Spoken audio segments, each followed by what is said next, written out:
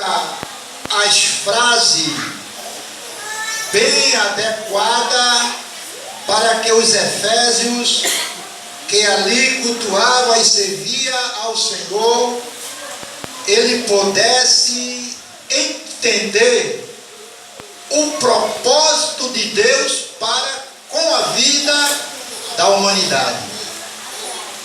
Vejamos que quando os cristãos eles se reúnem para estar na casa do Senhor, era para haver salmos, hinos, louvores, revelação, profecias. Ao invés disso, a gente vê e escuta muitas dissensões, que quer dizer contenda. Aí implica no crescimento da igreja. Aí o apóstolo Paulo ele coloca no versículo 15: portanto, vede prudentemente como andai. Tem gente que anda de toda maneira. O cristão ele é diferenciado do mundo. Não pode se comparar com as coisas, os modos e os costumes que o mundo oferece. Como andais, não como nécio. O que é nécio? Pessoas que não têm conhecimento. Aonde a igreja ela tem todo o conhecimento, toda a estrutura doutrinária para ser uma igreja separada do mundo, para ser uma igreja que avance na vida espiritual. Por isso que o apóstolo ele começa escrevendo a carta aos Efésios. No 16 diz: remindo o tempo, porquanto os dias são maus, devemos saber administrar o tempo que nos resta aqui na terra, para fazer as coisas que agradam a Deus, não as coisas que desagradam a Deus. Porque nós vamos dar conta do tempo perdido aqui a Deus. Todos nós temos que saber remir o tempo com boas ações, com boas atitudes, com boas convivências um com o outro. E os Efésios não estavam agindo desta forma.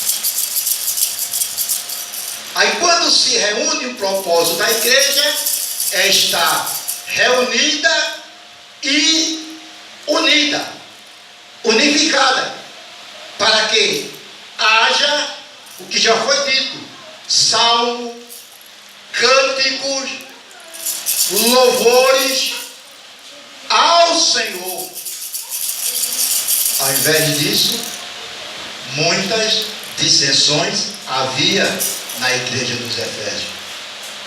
E nos dias de hoje não é diferente. Se nós andássemos, quando nós vamos por aí, nós escutamos muitas picuinhas que não cabe para mim, nem para ninguém julgarmos.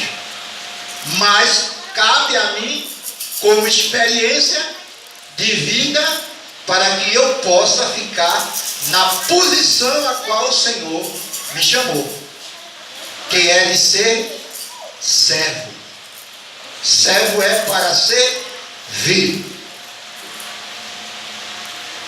Quando tem hinos e cânticos espirituais, cântico e salmodianos, é sinal que Deus ele está presente no ambiente. Ao invés disso,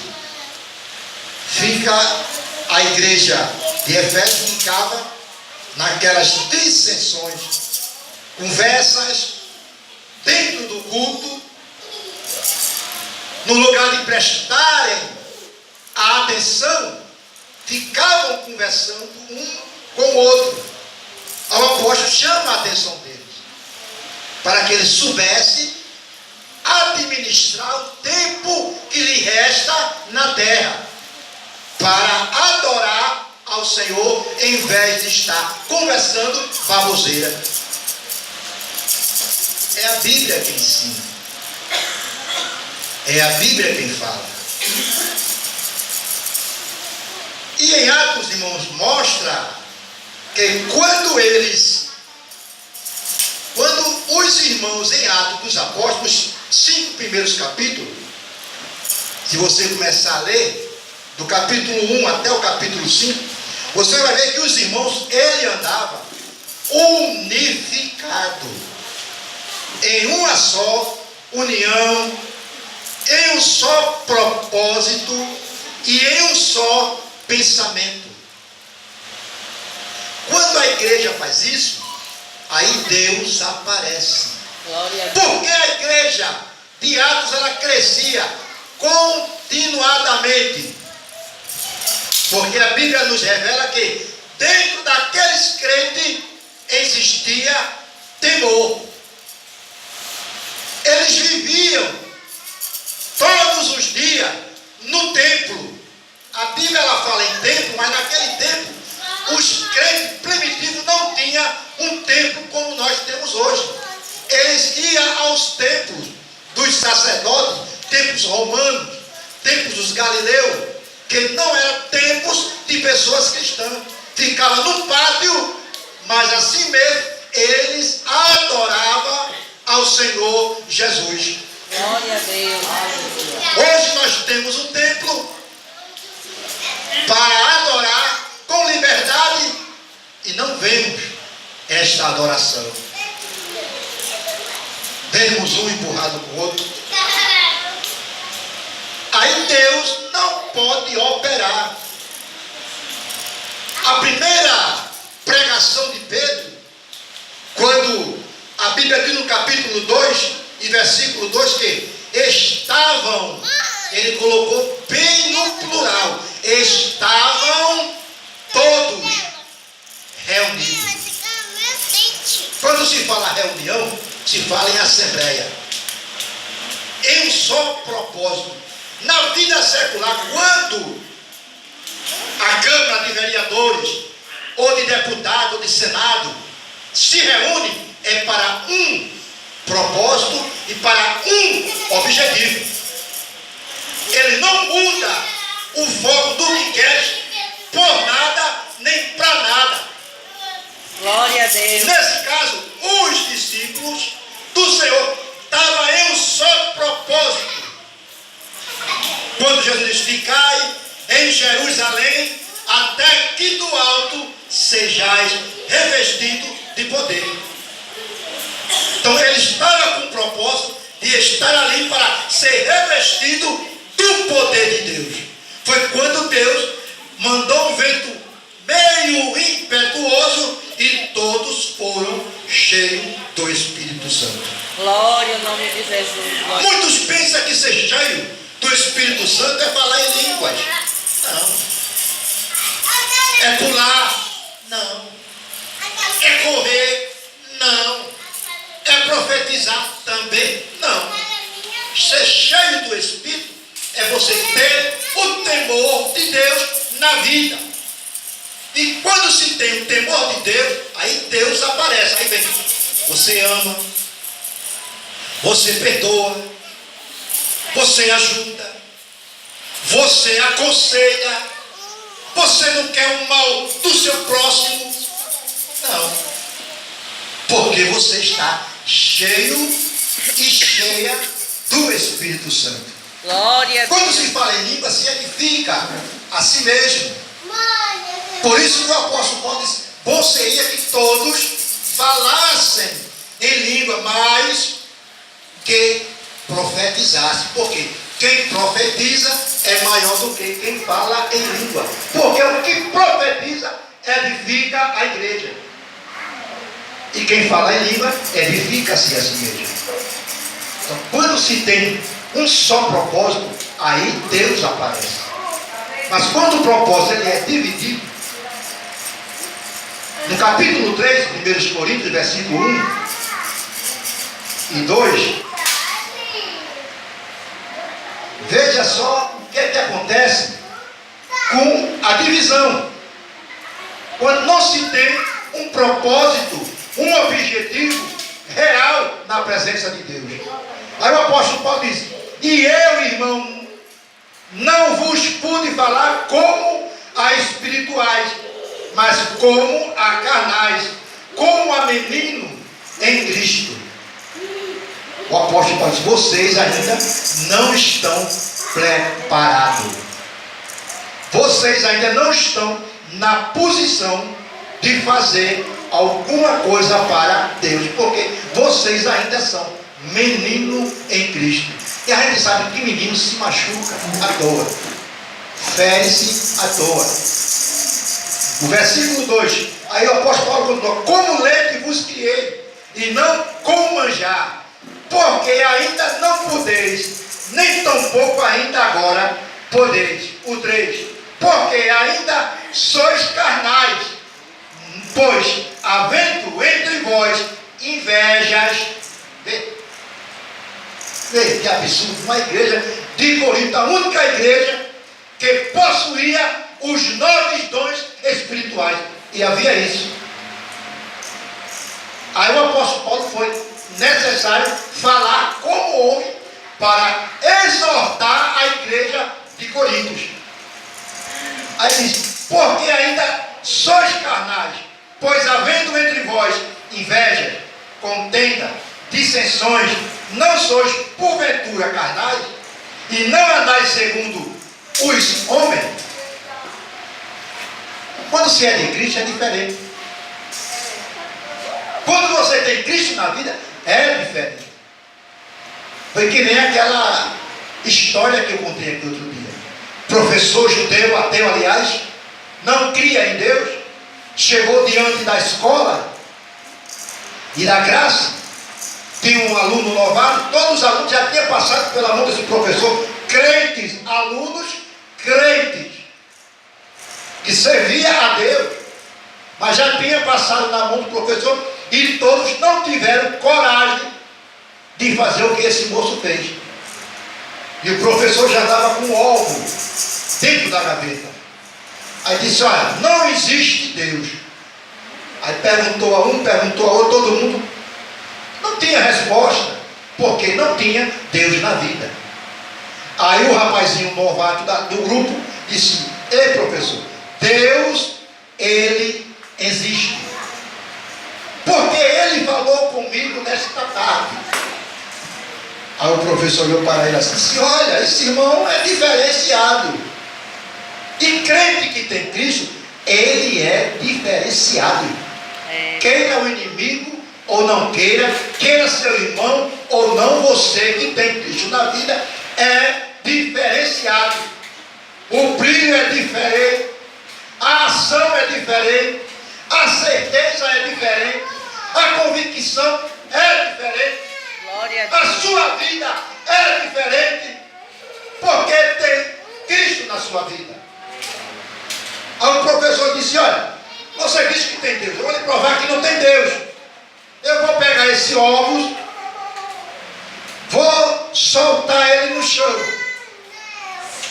Se ele não quebrar, aí existe Deus. Mas se ele quebrar, Deus não existe. E os outros crentes que andavam de toda maneira como carnais, baixaram a cabeça e grande desafio para um crente, só para quem tem certeza que serve a Deus. Aí o professor disse: então, como é que é? Existe Deus? Deus existe porque Deus falou comigo nesta tarde. Agora, professor, me permita, deixe eu fazer uma oração antes. Aí ele disse: esse crente, ele é ousado. Porque crente que tem Deus, tem ousadia. Crente que tem Deus, tem confiança. Não tem medo, não vacila, não fala besteira, não critica, não entra em dissensões um com o outro, porque tem Deus na vida. Glória a Deus. Aí o rapaz disse: olha, professor, vou orar a Deus primeiro, para depois você soltar o ovo. E Deus não vai deixar este ovo se quebrar, porque Deus existe. Aí o rapaz começou a orar: Senhor, estou te fazendo esta oração neste momento, porque eu sei que tu existes. E este professor não está afrontando a mim, mas está te afrontando. Mostra para ele, Deus, que tu és Deus e que tu existes. Quando o professor soltar este ovo, segura com as tuas mãos poderosas e não deixa este ovo se quebrar. Mas tem uma coisa, Deus: quando o professor soltar este ovo e ele não se quebrar, e tu provar para eles que tu és Deus, mata o professor, Deus. Isso é ter certeza a quem serve, irmão. Glória a Deus. Nosso diácono, ele disse que nós não temos poder. Temos, irmão. Agora, nós não sabemos usar o poder que Deus nos deu. Lá em Mateus capítulo 10, versículo 1 por diante, diz que ele chama os 12 apóstolos, discípulos, e diz: eis que eu vos dou poder. Aí o professor olhou para aquele moço: na brincadeira não estava assim não. Olha ele com medo. Ele é ateu, disse que não existia Deus. Vamos parar com isso. Ele disse: não, solte o ovo, professor. Aí começou a tremer o professor. E todos os alunos olhavam para ele e diziam: meu Deus do céu. E o rapazinho lá, diferença, dizendo: solte o ovo, professor. Aleluia, meu Deus. Aí o professor começou a tremer, abriu a gaveta, guardou o ovo e não conseguiu mais dar aula. Aí em todo canto que o professor passava, todos diziam: professor, solta o ovo. E quando o jovem passava, dizia: este crente é diferenciado. Glória a Deus. Seja crente diferenciado nesta noite. Aleluia. Seja crente cheio de ousadia para com a palavra de Deus. Glória ao nome de Jesus. Aí você vai ver as coisas se modificar na sua e na minha vida. Glória a Deus. E em Coríntios, irmão, havia essas dissensões. Aí um dizia: eu sou de Cefas. O outro: eu sou de Apolo. E outros: eu sou de Paulo. Aí Paulo olhou assim, parece: quem é Cefas? Quem é Apolo? E quem é Paulo? Não é nada. Porque eu plantei e Apolo regou.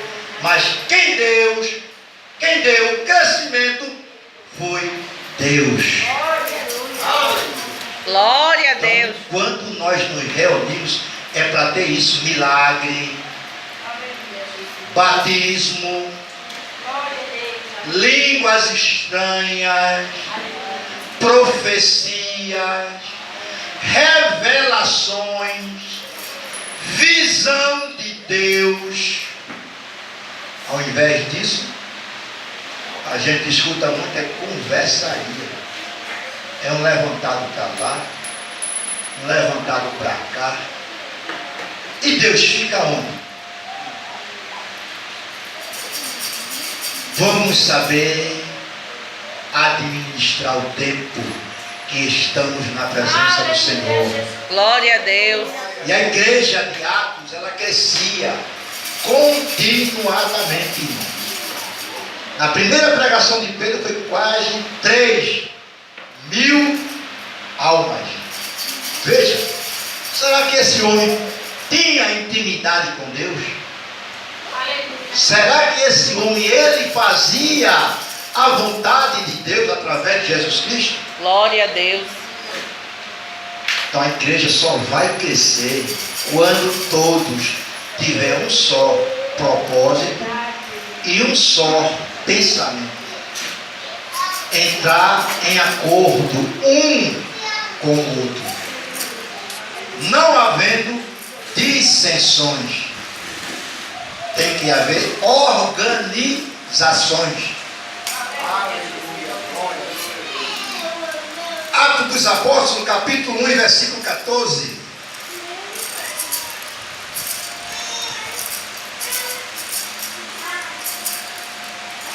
Eita Deus.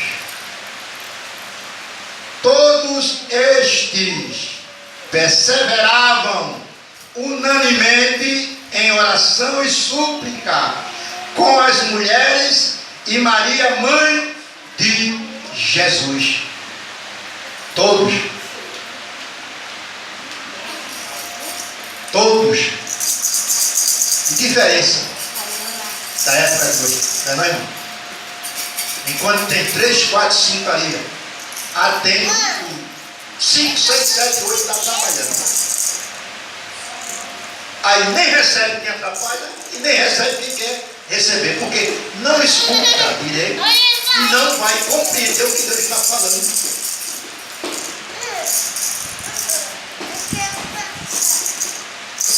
O 2, para a gente dar ênfase ao assunto. E cumprindo-se o dia de Pentecostes, estavam todos reunidos no mesmo lugar. Reunidos no mesmo lugar. E de repente veio do céu um som como de um vento veemente e impetuoso, e encheu toda a casa que estava assentada. Provavelmente os cultos e os templos na época eram casa de irmãos. Eu creio no meu entender, do texto que estamos lendo, que hoje o culto será na casa do irmão Luciano. Amanhã Luciano já ia fazer o culto na casa do irmão Francisco. Depois na casa da irmã Maria. Na casa do irmão Hinaldo. Mas todos em conjunto, eles iam adorar e exaltar ao Senhor Jesus. E diz o texto que a igreja ela crescia. Não tinha como não crescer. Porque todos tinham o mesmo pensamento e o mesmo propósito. E foram vistas por eles línguas repartidas como que de fogo, as quais pousaram sobre cada um deles. E todos foram cheios do Espírito Santo. E chama de aonde eles estavam, era em Jerusalém, onde Jesus mandou que ficassem. E estavam todos em um pátio sentados. Segundo a história diz que tinha o templo, eles não entravam no templo. Crucificados. Todos eles. E ali tinha várias pessoas de outras linhagens, que falavam outros idiomas. E quando o Espírito pousou sobre eles, e eles começaram a falar em outras línguas, conforme o Espírito Santo lhe concedia que falasse. E em Jerusalém estava, veja, habitando judeus, varões religiosos de todas as nações que estão debaixo do céu. Quer dizer, todas as nações, todas as línguas que existiam debaixo do céu. Aí eles, correndo aquela voz, juntou-se uma multidão e estava confusa, porque cada um os ouvia falar na sua própria língua. Judeu falando alemão, vamos botar assim, como é que pode? Judeu falando latim, judeu falando japonês, chinês, percorreram os ouvidos dos ouvintes. Aí todos vieram. Aí teve uns que sempre tem uns gaiatos no meio para querer abater a espiritualidade de alguém. Aí disse: eles estão cheios de monstros, quer dizer, bebida. Aí é quando Pedro se levanta com autoridade. Diz: como pode este homem à terceira hora do dia? Eles não beberam bebida forte nenhuma. 9 horas da manhã ninguém bebeu nada. Mas eles estavam falando porque Deus estava dando capacidade através do Espírito Santo a cada um deles. Glória Aí quando a Deus. Pedro começa a falar, quase 3.000 almas se convertem ao Senhor Jesus. Aleluia, glória a Deus. Hoje era para ser diferente? Não. A Bíblia diz que Jesus chama a gente de mais bem-aventurado do que os que foram antes de nós, irmão. Porque eles andaram com Jesus. Eles viram Jesus praticarem milagres, ressuscitarem. Veja só. E nós não víamos, não assistimos com os olhos oculares nenhum desses milagres. Só pelas escritas nós cremos na virtude e no poder de Deus. Então Jesus nos considerou mais bem-aventurado do que aqueles que foram antes de nós. Então hoje, corretamente, que aceitamos pelo ouvir, que nem disse o auxiliar. Era para ser hoje diferente? Não. Era para nós fazer. E a Bíblia diz mais ainda, mais além. Jesus diz: e os sinais seguirão os que creem, e farão muito mais maravilha do que eu. O próprio Jesus disse isso. Será que Jesus mentiu? Jesus não mente, que é o próprio Deus, nem se arrepende.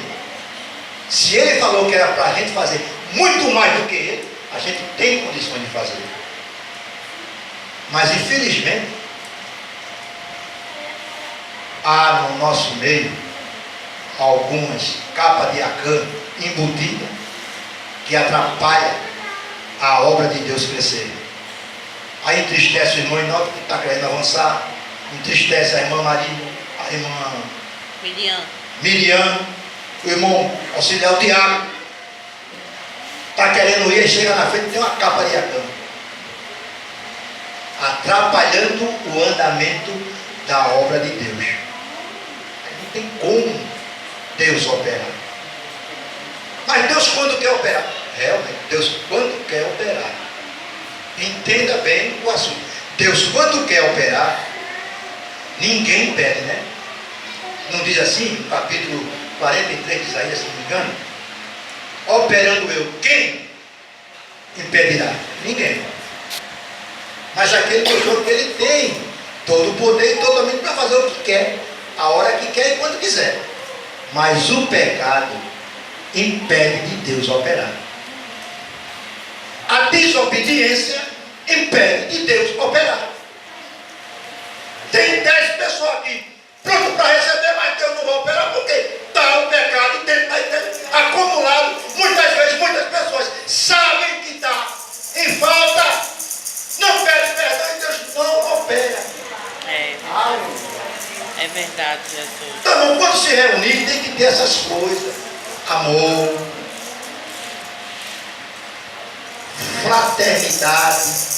Agora, que o amor seja um amor não fingido.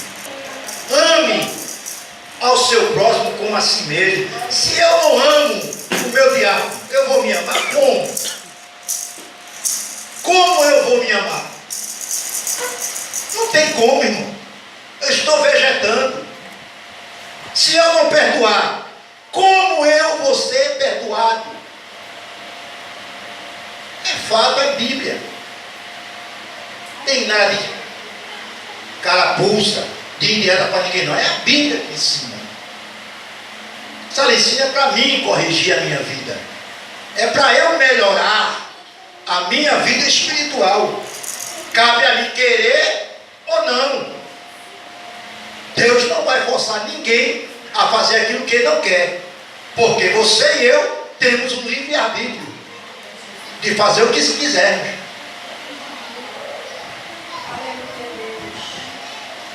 Louvado e engrandecido é o nome de Jesus. Ainda em Atos capítulo 2, e versículo 44, 46 e 47,